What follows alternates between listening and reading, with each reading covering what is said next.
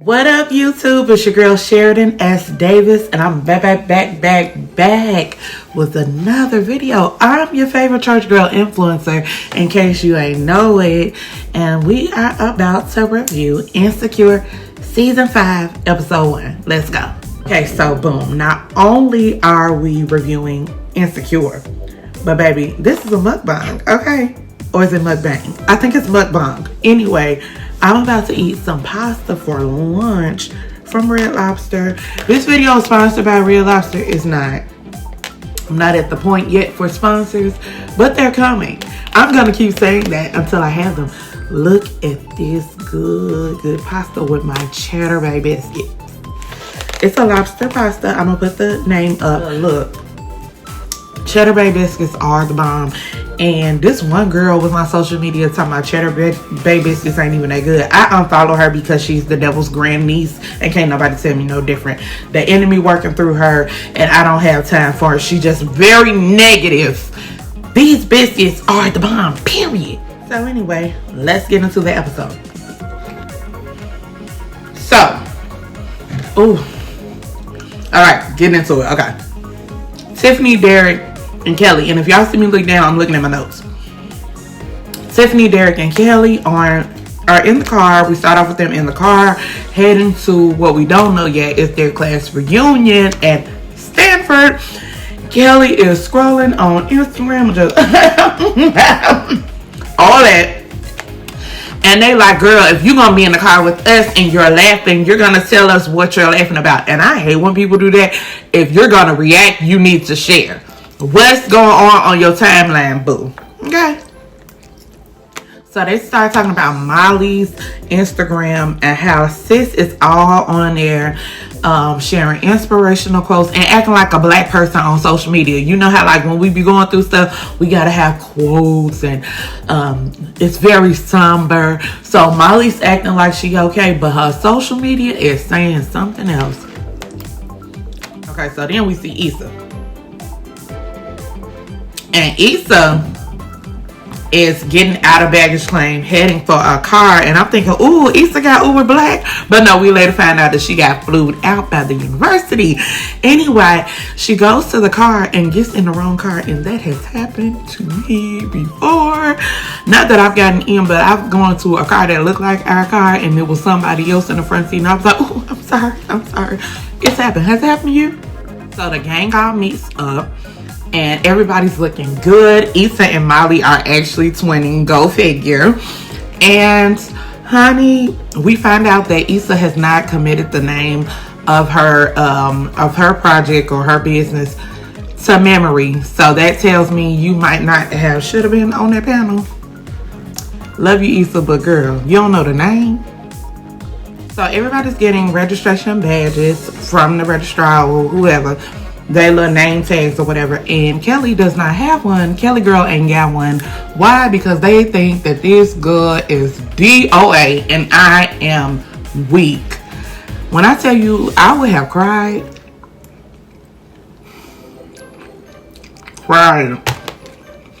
So it's all fun and games until she started reading what folks had to say about her, and all of it was she wore bags. She could dance. It was nothing of substance. Cheddar bay, ooh la la.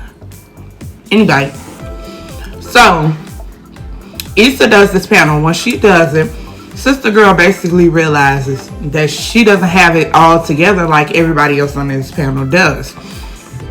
And it gets her to thinking, well, I say, or at least they pretend like they do. You don't know what people really have going on.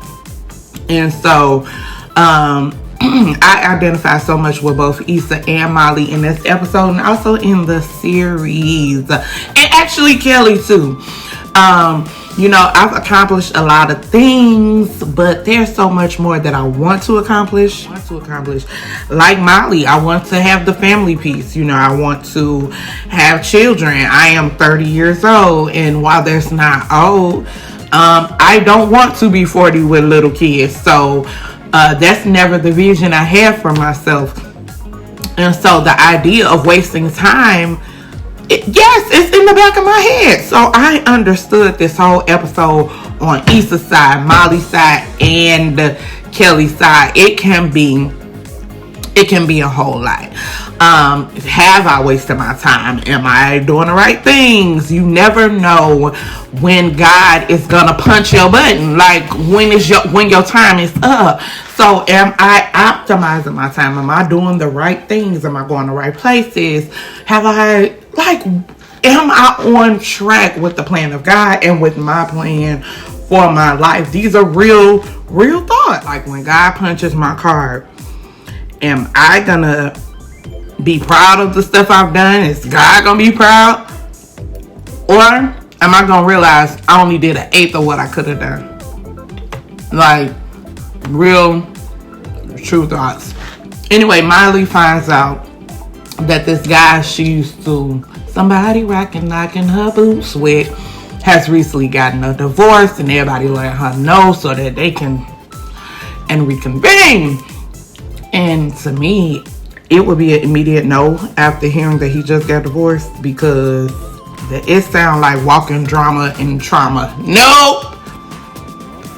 Not a fresh divorce. Been divorced for a couple years maybe. Not fresh. So after Issa does the panel, Molly realizes that she's a little down, so she asks her to go for drinks. And Issa decides to steal the drinks. Like, these women, just heathens, Lord Jesus, just heathens. Nah, I love Molly and Issa. And so they sit down and they have a conversation. And Molly tells Issa about Omega Omar. And Issa says nothing. She like, and so you could tell Molly is looking for her to say something, looking to have a response, and she doesn't say anything. And she basically confides in her friend, listen, I've been an overanalyzer since Andrew. I've been living in my head. No, Molly, you've been living in your head your whole life. You've been an overanalyzer before Andrew. And so this just amplified who you already were. But I identify with living in your head and being an overanalyzer. If you know me, you know that's how I am. So Issa says nothing, which I understand. Number one, we had a friendship breakup. We are not in the place where we were for me to be giving you out advice. But number two, part of the breakup was communication. So, baby, I don't know what to say to you, because you are an overanalyzer. And if I say something wrong, it's going to be wrong. You know? I just don't want to know what to say. So I'ma just be quiet. I'm going to be a listening ear. Molly basically asked her friend, or ex-friend, whatever, are we going to be okay? And Issa's like, are we talking about me and you, or talking about the world? And Molly's like, basically us, like, I want everything to be cool. Meaning I want the world to be cool, my life to be cool, and I want to be cool with you. And Issa was like, yeah, I want that too. So hopefully they can become cool by the end of the series. But I feel like it's going to be some more turbulence, and then they'll be cool. Let's see though. So I forgot to tell y'all, or to mention to y'all, that Issa and Molly meet up, well, the whole gang meet up with this girl Cheyenne, who's supposedly this big dancer who done danced with Sierra and Saweetie. Is it Saweetie or Sweetie? I don't know, honey. But anyway, she's supposedly a dancer with them, and they had a rap group together and all this good stuff. And so they meet up with her later on in the episode. She basically asked everybody, hey, y'all want to go to this reggae spot? So like, they're like, cool, everybody gonna go. So as they're in the car, child, this was hilarious to me. Did anybody see this whole Cheyenne thing coming? Because I knew something was finna happen, but I wasn't expecting this at all. Kelly, Tiffany, Issa, Molly, and Cheyenne are all in the car. They heading to this reggae spot. I want to do that. It makes me want to watch Love Jones again. But anyway, heading to this reggae spot. And Cheyenne like, listen, we should go get us some drinks and sneak them in like we used to do back in the day. And the girls was, shadow babe, ooh la la. So the girls were like, sure, let's do it. So she was like, let's go to this store right here. Sis was over eager for drinks. over eager. Let's take a pause for the cause right here. This whole episode, the whole college thing, reminds me of my book, Late Registration, which is out right now on Amazon.com. Go get y'all a copy of Late Registration. My character, Skylar, has been going on to college. She goes to HBCU. Get into her HBCU experience.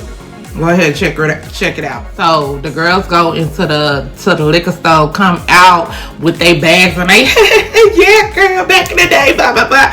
And all they hear is break yourself food, and it's a dude outside, no mask on. But is this a LA thing? Because y'all, do LA really be like this? Because I wanted to go, but I don't know that I want to go now, even though Chicago is.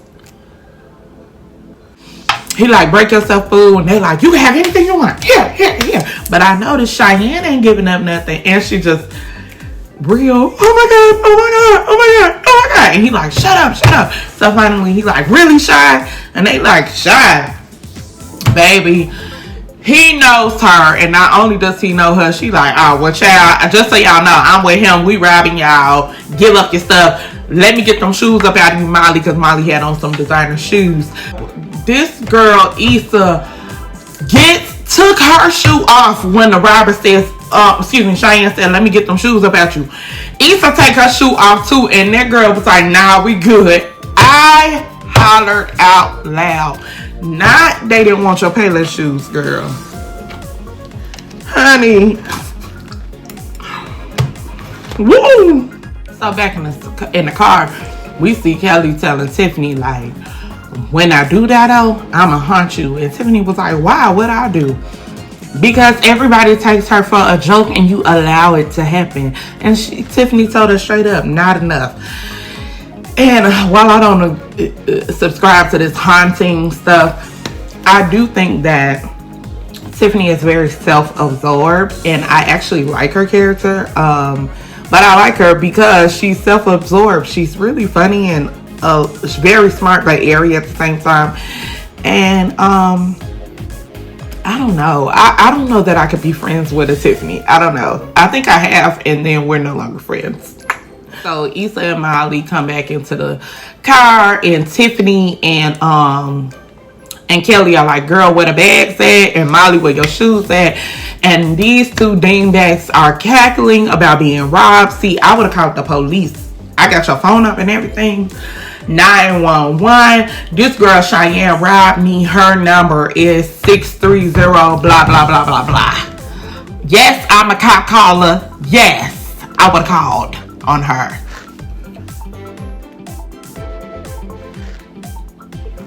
So the next day, the girls and Derek, baby, I know Derek be so tired of these women. Anyway, the next day, the girls and Derek are at this breakfast joint, and they are memorializing Kelly, and they have a candle and a pancake. I don't know why the candle is happening. Anyhow, I think this is very morbid. Maybe consider doing this with your friends so you can really know what these hussies feel about you. It's very morbid, but I didn't mind it.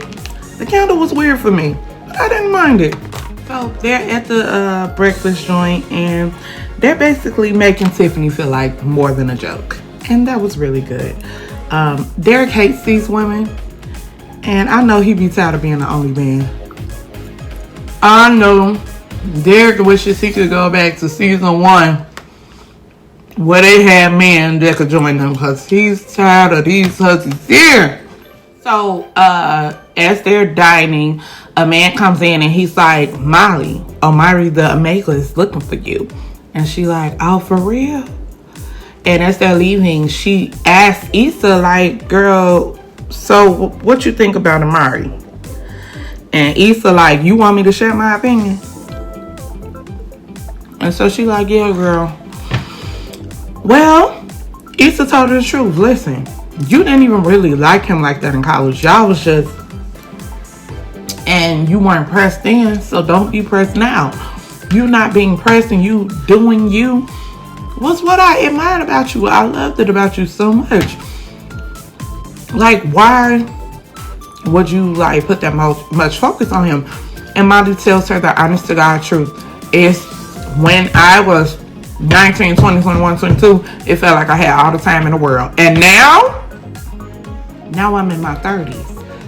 And I don't feel like I have all the time in the world now. Like, now I just hear the clock ticking. I didn't hear it before, but now it's audible in my ear. Like, I hear my biological, listen, I understood her so much. I told y'all before, it's like I hear my biological clock ticking out loud, okay? Or aloud. And it's a real thing, the fact that you are faced with this time thing. And then we're in a pandemic. People are dying left and right. And so you are faced with your own mortality. Like, it's crazy. Like with me, when I was in my 20s, I was handing out no's. Like, nope, I don't want to be with you. No, I want to date you. No, left and right. Now it's like, I don't even know if I want to say no. Because what if I miss out because I said no because you're not attractive or something? Like, could this be it? Not, I don't never want to settle. But I pay more attention because I hear this clock like tick, tick, tick, tick, tick, tick, tick, tick in my ear. And so instead of being like, child, I pay more attention. That's just truth. Like, I'm getting older. I want to have children. I want to have a family. And time don't stop. It doesn't wait for no man. So I understood Molly. But then Issa come back with a word. And sis said, what if we do have all the time in the world? Like, I don't want to spend the time I have left worrying about the time I have left. Or, like, I don't want to have to work so hard at what if this or what if that. Like, I don't want to spend the remainder of my life worrying about when I'm not going to have life. And that was, it was profound. And I aspire to get to where Issa is. I'm not there. But I understood her and I agree with her. Back home, Kelly is doing her podcast recording and she poses the question like, listen, if you knew the end was drawing near, how would you live your life? And I had to think about that. Like, or my question would be different for myself. If other people's opinion was not a factor, if other people's schedules weren't a factor, what would I be doing? More traveling. Definitely spending more time with my family. Although I spend time with them now, like, I would want to just grab my family and go kick it real hard. They're my favorite people in the world. If life wasn't a factor, if responsibilities weren't a factor, what would I be doing? Traveling, grabbing my family up and going here, there, and everywhere because we have a great time together and I love them. So finally, honey, we see Lawrence, baby daddy Lawrence at that. Y'all remember he got that baby coming with condolences. And so Lawrence picks Issa up from the airport. The car ride is awkward. He's trying to make it not awkward. And Issa won't perk up, which made me know what was getting ready to happen. And when he is dropping her off at home, he basically asked if he should come in, and she couldn't even say the words, but he knew what her gestures meant, and they broke up yet again.